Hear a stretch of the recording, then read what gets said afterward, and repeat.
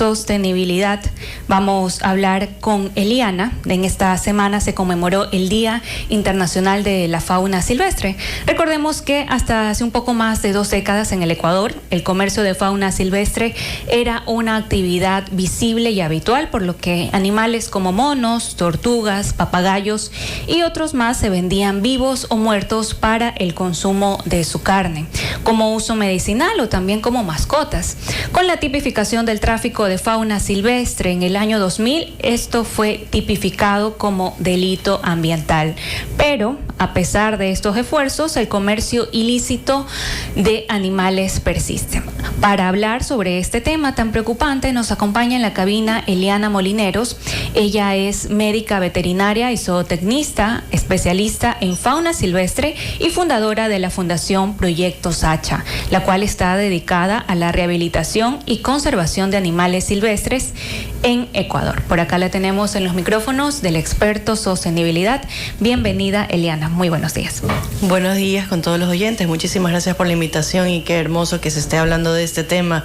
Dentro de la sostenibilidad, los animales usualmente no son los más mencionados. Así es. Ahora, para entrar en materia, cuéntanos cómo afecta en sí el tráfico de animales a la sociedad, porque parecería que fuera un tema aislado. Ahí son los animalitos y por acá nosotros, los seres humanos, vivimos en otro entorno, pero no funciona de esa manera. Así es. Bueno, desde hace algunos años ya se ha venido reforzando el concepto de que efectivamente nuestra supervivencia no depende únicamente de nosotros, sino también de que exista un equilibrio natural entre el ecosistema, los animales y la humanidad. Entonces se ha identificado todas estas amenazas y aristas en las que interviene justamente esta dinámica con los animales y que nos afectan a nosotros.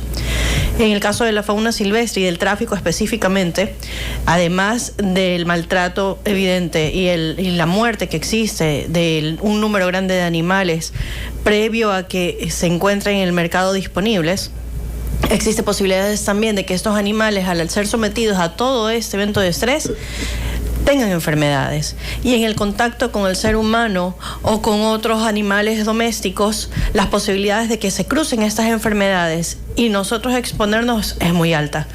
Está determinado ya con estudios. Eso no es un mito, no dudamos de que eso es una posibilidad. Grandes enfermedades que en este momento ya hemos visto en los últimos 5 años, en los últimos 10 años, vienen precisamente de estas intervenciones y de estas interacciones negativas con la fauna silvestre. Y de lo que ustedes han podido rescatar, ¿cuáles han sido estas especies que van en aumento, ¿no? Que quizás las personas todavía no entienden que deben tener su hábitat, pero que las siguen todavía teniendo de una forma ilegal? Desde que nosotros fundamos la fundación hemos recibido más de 5.000 animales silvestres. Los grupos que predominan para tenencia, que es realmente una de las formas más frecuentes de tráfico de fauna, pero menos reconocidas también, porque la gente cree que el tráfico se ve únicamente como los animales en una situación evidente de maltrato, ¿no? De pronto amarrados, de pronto en botellas, pero la tenencia, el tener un loro en una jaula, el tener un mono amarrado a una ventana, es también parte de la cadena de tráfico. Y los grupos de animales que son más afectados siempre predominan aún en las aves y los reptiles. Pero tenemos otro grupo que son los primates, específicamente dentro de los mamíferos, que también son muy comercializados y mientras exista una demanda alta de estos animales, pues habrá gente que los case. ¿Y qué dicen las leyes respecto a estas acciones, ¿no? Sabemos de que como tal está en papeles, ¿no? Pero ¿qué tanto ayuda un poco a seguir disminuyendo este tipo de capturas ilegales? Definitivamente las leyes que tenemos son buenas. El COIP 247, que es el artículo del Código Integral Penal, en el que se sancionan conductas negativas hacia la fauna silvestre, está bien descrito, tiene agravantes, pero ¿en dónde está la debilidad?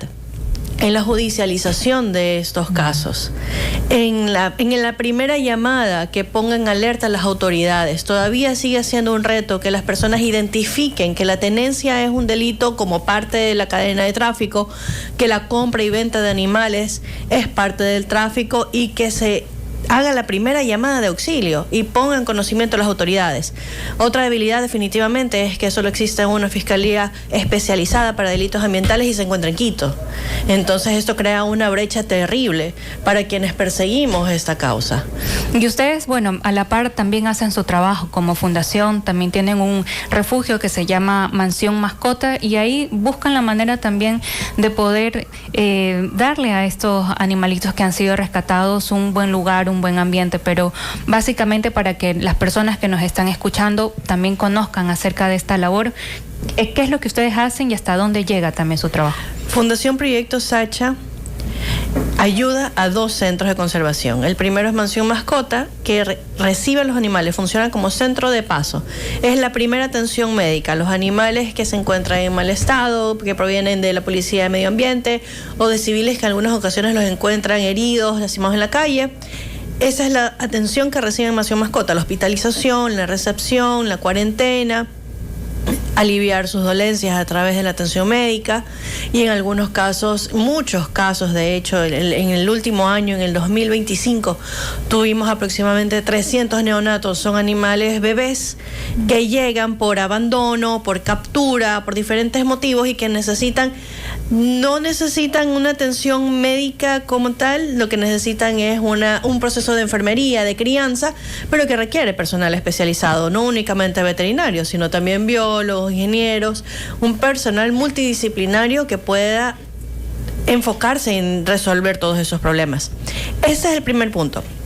El segundo punto lo tenemos en Santa Elena, que es el Centro de Rehabilitación de Fauna Silvestre, en donde las condiciones son mucho más grandes, abiertas y se enfocan en rehabilitar a estos animales que ya salen de enfermería, por decirlo de alguna manera, y demora mucho más tiempo. Allá tenemos en ese momento ocelotes, por ejemplo. Los ocelotes pueden demorar aproximadamente 24 meses en su rehabilitación. ¿Por qué es tan importante este tiempo?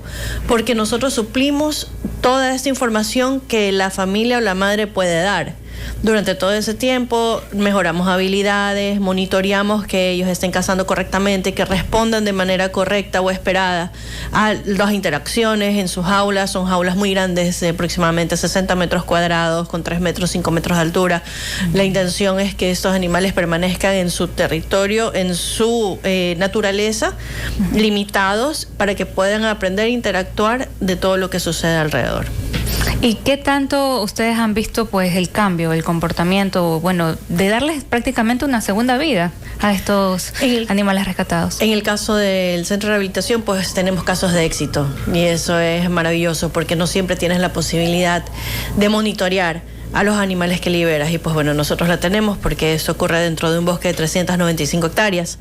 Tenemos con cámaras trampa la posibilidad de monitorear cuáles son las actividades de los animales que se liberan. Hemos logrado liberar con éxito mapaches, lechuzas de campanario, ocelotes. Tenemos evidencia de un ocelote que liberamos criada desde cero por nosotros. De supervivencia todavía lleva 8 meses libre y aún la vemos en las cámaras trampa y eso es maravilloso. Creo que la felicidad más grande que existe después de ver que el animal que has manejado durante tanto tiempo se pueda liberar es que continúe vivo. Correcto, estamos en diálogo cuando son las 9 de la mañana con 38 minutos con Eliana Molineros, fundadora de la Fundación Proyecto Sacha, hablando del tráfico de animales. Y también es importante que la ciudadanía se pueda involucrar, ¿no? Quizás esto para algunos puede ser algo nuevo y digan, bueno, qué chévere que hay organizaciones que están ayudando, yo también quiero hacer. ¿Cómo se puede involucrar la ciudadanía en este aporte para poder reducir esta problemática? Bueno, nosotros promovemos muchísimo la denuncia. Es el primer paso que todo ciudadano debe conocer. La denuncia se hace a través del 911. ¿Por qué es necesario? Porque si no tenemos ojos en la calle viendo lo que sucede y levante estas alarmas hacia las autoridades, nadie se va a enterar nunca que esto es un problema, que existe de pronto un animal vendiéndose en la bahía o un animal vendiéndose en algún mercado. Así que eso es muy, muy importante. La otra forma en que la ciudadanía puede sumarse a esta lucha ya es a través de las redes sociales de Proyecto Sacha. Nosotros tienen que volverse difusores de esta información. Mientras más personas estén entendidas de que esto es un delito, de que tener un mono en casa no es normal, de que tener un loro en casa no es normal, pues más voces tendremos que levanten alertas. Justamente ahora estamos transmitiendo imágenes de algunas de las especies que han sido rescatadas por Proyecto Sacha. Estamos viendo a tortugas, hace un momento también veíamos a monos, ahí está el ocelote, que uno de los casos que mencionaba. Y si te das cuenta, el ocelote del lado derecho, el ojito está blanco. Sí, ¿a qué se debe? Estaba ceguito, precisamente por el maltrato que había sufrido durante el cautiverio. Y generalmente, ¿qué es lo que les dicen las personas que los tienen consigo? ¿Que quizás los tienen para venderlos o sí los apropian como unas mascotas? Si me permites un segundo, sí. Ahí justamente en esa imagen, el loro verde que está al lado derecho es el natural. En la venta, para hacer más atractivo a los loros, los pintan de colores o los decoloran y les provocan daño permanente renal. Estos animales se mueren. Cada vez que nos llega a nosotros un loro que es de 2 colores, pintado de amarillo, ya sabemos que lamentablemente no hay nada que podamos hacer. Y eso lo hacen porque están tratando de imitar a otra especie que tiene 2 colores, ¿no? Como para decir, es esta especie la que le estoy vendiendo. Es decir, sí, para volverlos más atractivos, porque a la gente le gustan los loros de colores, entonces apuntan a un mercado que pide ese tipo de tratar al animal como un producto, ¿no? Y lamentablemente, en estos últimos años, tal como se han elevado otros delitos, precisamente en allanamientos realizados por la Policía Nacional en el contexto de armas, en el contexto de sustancias ilícitas, han encontrado también fauna silvestre. Resulta que estos animales también suelen ser banderas de alguna manera o mascotas de grupos delictivos. Los lagartos quieren tener cocodrilos, los tiguerones quieren tener tigrillos. Entonces también es parte de la lucha, ¿no? Es parte de esta narcocultura que se ha venido adoptando en el país. Y ahora, bueno, nosotros también podemos ser parte de la solución entre cada uno, entre el mayor grado de concientización sea, pues vamos a poder hacer frente a través de denuncias, a través de decir, no, eso no es lo correcto. ¿Qué mensaje le podrías dar a nuestros oyentes para que puedan seguirse sumando desde su trinchera, desde su casa, desde donde se encuentran en esta lucha? Que no duden en denunciar. Los animales solo nos tienen a nosotros. Nosotros podemos verbalizar lo que vemos y eso es algo valiosísimo. Que no duden en hacer esa llamada al 911, en darle información que puedan proveer para que se realice el rescate de estos animales. Son vidas y en este país se reconoce ese derecho a la vida de los animales desde el 2022. Merecen todo nuestro esfuerzo por liberarlas otra vez, liberarlas del maltrato, liberarlas del estado de salud en que regularmente se encuentran y de todas esas condiciones que no son dignas de vida, ¿no? Y la segunda es siempre se pueden sumar a estos esfuerzos de las organizaciones civiles.